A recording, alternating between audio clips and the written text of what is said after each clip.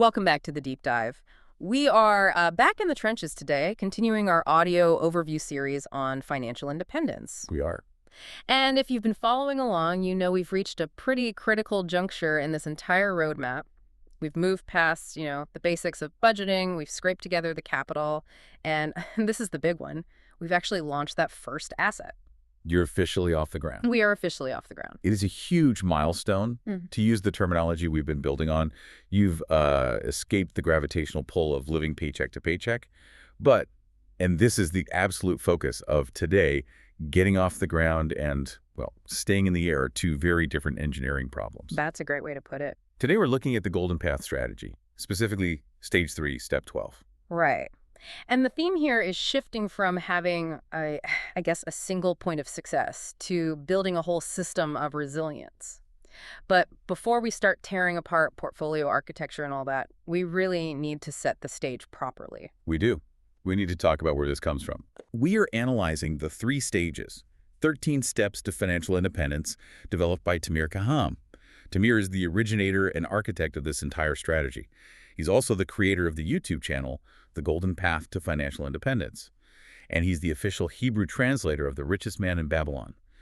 It's this specific blend of modern systems engineering with ancient financial wisdom that makes this approach so powerful.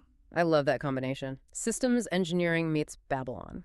So today, specifically, we are zooming in on stage 3, step 12.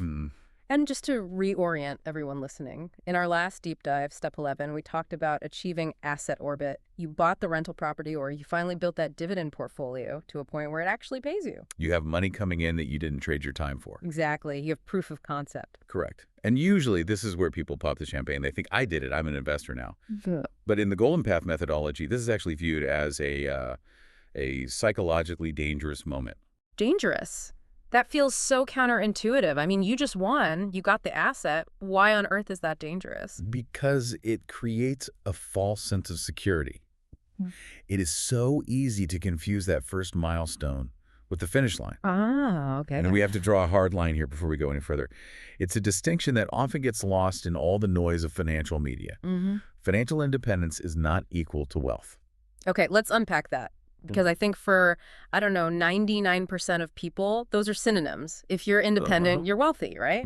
Not necessarily. And mixing them up leads to really bad strategy. Financial dependence is a math equation. Yeah. It's just your passive income equals your living expenses. That's it. That's it. Yeah. Means you don't have to work to survive. You have freedom of choice. Yeah. That is the first target. It's the lifeboat. Okay, I like that image, the lifeboat. Wealth, on the other hand, is surplus. It's accumulation far beyond necessity. Wealth is the yacht. And if you try to build the yacht before you have the lifeboat and a storm hits, you drown. Step 12 isn't about the yacht yet. It's about making sure the lifeboat doesn't have a hole in it. So we aren't trying to maximize returns today. We're trying to minimize the risk of ruin. Precisely. We're securing the perimeter. And that leads us directly to the core concept of this step. And I want to say this exactly as it's framed. Yeah, this is important. In the world of professional engineering, there is a term called a single point of failure. It's the one part of a machine that, if it breaks, the entire system crashes.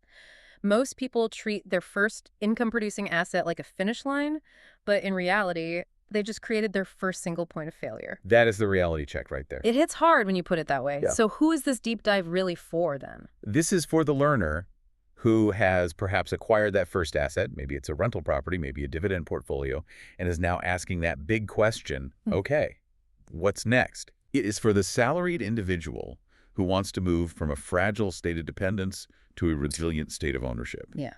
This is the roadmap from fragility to resilience. Okay, let's dig into that single point of failure concept.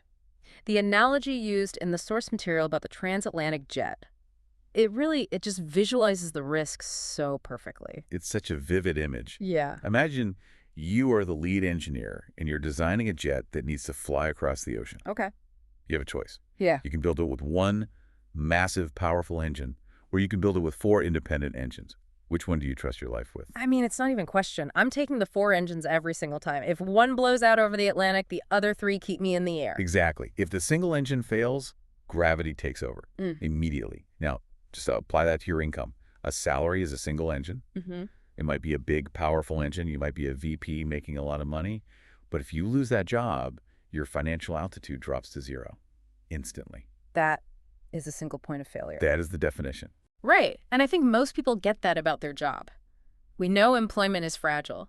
But here's where the golden path gets really interesting and argues that even if you have an asset, say, that one rental property we just celebrated in step 11, you still have a single point of failure. You absolutely do. You've simply swapped a boss for a tenant. That's a great line. I mean, think about it. If that tenant stops paying, or if that specific neighborhood declines, or if a local regulation changes, your income stops. You haven't achieved freedom. You've just changed the dependency. Step 12 is about removing that dependency entirely. It's about adding more engines. Getting more engines. And this requires a massive shift in how we see ourselves.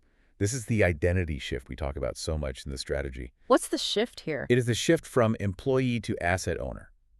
And the source material uses this fantastic visual metaphor, the pogo stick versus the table builder. I love this comparison. Yeah, paint the picture for us. Okay, so the employee, they function like a person on a pogo stick. To stay upright, what do they have to do? Jump. Constantly. They have to be in constant motion. They have to keep jumping, active effort every single day. It's exhausting just thinking about it. And the moment they stop jumping, what happens? They fall over. Their whole focus is on safety through dependence, depending on their employer or the ground, to be stable enough to jump on. Whereas the asset owner... The asset owner is a table builder. They're building a structure with multiple legs. Right. If one leg breaks, the table stands. If two legs break, the table likely still stands. They aren't using their energy to jump. They're using their energy to build. Their focus is on the resilience of the system. So step 12 is really about putting down the pogo stick and picking up a hammer to build that table. Correct. And this brings us to a critical mistake that new asset owners make all the time. It's called the clustering mistake. Oh, this is a common one. I've seen this happen. It's the illusion of diversification. It is. So I buy a condo downtown for rental income. It goes well. The check's clear. So when I save up for the next one, what do? I buy the unit next door. Right. It feels safe. You know the building. You know the manager. You look at your spreadsheet and say, look at me. I have 4 assets. I am so diversified. Yeah. But from a systems engineering perspective, you are not. That is concentration. It's the opposite of diversification. Because they're all tied to the exact same risks. Exactly. If the local market crashes, all 4 drop in value. If a hurricane hits that zip code, all 4 are damaged. If the homeowners association fees in that building double, your expenses skyrocket across the board. So they aren't 4 independent engines. This is just one giant, heavy engine. Okay, so true diversification isn't just about quantity. It's about independence. That's the key. We are looking for uncorrelated streams. The source material describes them as rivers that do not rise and fall together. That's a beautiful way to put it. Poetic, but also very practical. It is absolutely essential, because when you have uncorrelated streams, you move beyond simple resilience and into what the philosopher Nassim Taleb calls anti-fragility. Anti-fragility. Now, this is a concept that goes beyond just, surviving a crash, right? Oh, way beyond. Look, a fragile thing breaks under stress. A resilient thing. Yeah. It resists stress, it stays the same. Okay. But an anti-fragile thing actually gets stronger from stress. How does a portfolio get stronger from stress? That sounds like a magic trick. Think about a market crash. The fragile person, the employee or the person with one clustered asset type, they panic. They're selling at the bottom? They might have to sell just to survive because they lost their job. But the anti-fragile asset owner, who has liquid cash flow coming from other totally unaffected sources, they see something different. They see a sale. Right. Chaos becomes opportunity. While everyone else is selling, they're buying quality assets at a huge discount. Exactly. So when the market eventually recovers, they own more of it. The crisis actually accelerated their wealth building. That is the shift from just managing survival to managing legacy. That is a powerful place to be. But let's get practical. How do we actually build this? You can't just, throw money at random things. The strategy outlines a 3-tier portfolio architecture. Yes, and it's not about guessing. This is structured engineering. So tier 1 is core stability. Okay. This should be about 40 to 50% of your portfolio. These are the boring assets. We're talking dividend aristocrats, stable residential real estate, high-grade bonds. Boring is usually a bad word in investing. Everyone wants the hot tech stock. Well, in tier 1, boring is beautiful. Boring pays the bills. The goal of Tier 1 isn't to make you rich overnight, it's security. Ideally, Tier 1 alone should generate enough passive income to keep the lights on and the fridge full. It's the foundation. If everything else completely fails, you still have a roof. Exactly. Then we have Tier 2, growth income. This is roughly 30 to 40% of the portfolio. Here we are looking to beat inflation. Okay, so this is where the value grows. We want the asset value to go up over time, yes. We're talking real estate investment trusts or REITs, growth-oriented real estate, broad market index funds. The goal here is to grow wealth while still generating some income. And then, the fun part, rocket fuel. Then comes Tier 3, rocket fuel. This is 10 to 20%, no more. This is your high-yield, high-risk bucket. Startups, crypto, speculative ventures, angel investing. This is where you can get those asymmetric gains, right? Limited loss, but almost unlimited upside. Correct. But the key engineering principle here is the allocation. Because Tier 3 is only 10 or 20%, if it goes to zero, if that a rocket explodes on the launch pad, Tier 1 and Tier 2 are still covering your lifestyle, you are still free. That's the safety net. You can swing for the fences because you know the mortgage is paid regardless. It sounds like you're structuring luck. You are engineering a scenario where you can benefit from good luck without being destroyed by bad luck. Now, within these tiers, the source material mentions 4 buckets of assets. What are those specific buckets we can actually choose from? These are basically the categories of materials you use to build the tiers. So bucket 1 is paper assets, stocks, bonds, ETFs. These are liquid, easy to buy, but they can be volatile. Got it. Bucket 2 is real assets, real estate, commodities, land, gold, tangible things you can actually touch. Real stuff, hard assets. Then bucket 3 is business assets. This could be private equity, owning a small business, maybe some digital businesses. And fourth one? Bucket 4 is the one that's so often overlooked. Intellectual property, or IP. We're talking royalties, patents, books, software code. IP is fascinating because you can do the work once and it pays you, potentially forever. It's the ultimate build it once, sell it twice model. It absolutely is. Yeah. And a truly anti-fragile portfolio will usually have assets from at least 2 or 3 of these buckets.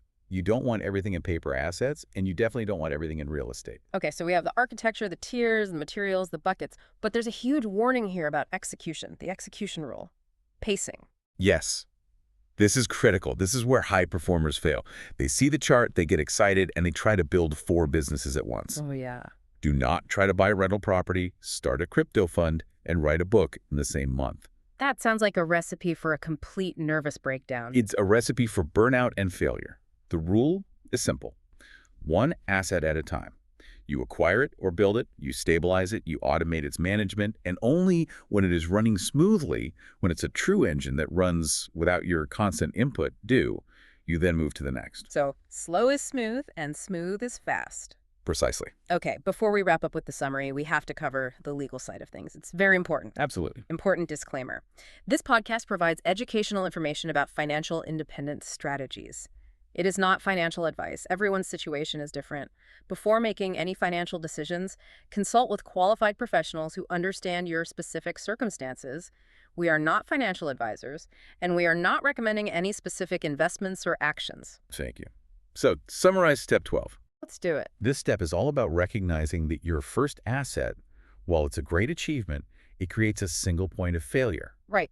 To secure your freedom, you have to make that identity shift.